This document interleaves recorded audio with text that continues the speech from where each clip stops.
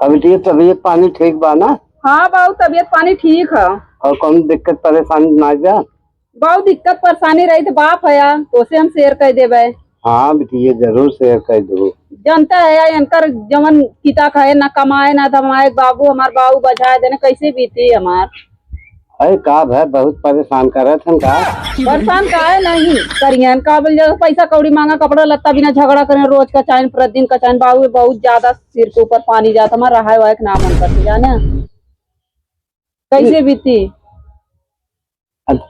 हम अपने बाबू से कह दिया कि बाबू ऐसे चलत रहे तो हम छुट्टी छुट्टा करा ले। देख लो दरोगा साहब तुम्हारे मेहरारू का नमस्ते। का होत बे?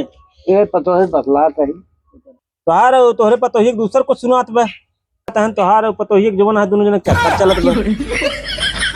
झूठ बोला है बेटी ये पतो है बात है।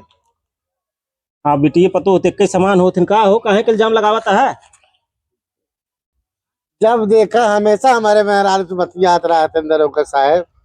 अरे तो यार तोहार बाप है अब कैसी जाए बतलाए लड़कियों बच्चा थमाए भाई तोहरे भाई है कौन सी जाए बतलाए मन कौन बुरा माने वाली बात राजू का हो सही बात है? गलत बात है साहब ना एक पैसा देवे के ना लेवे के ना दुखे ना सुखे खाली पी लियन पी के जइहन मरियन पोखरी किनारे तो बतावा के दुख सुख समझी।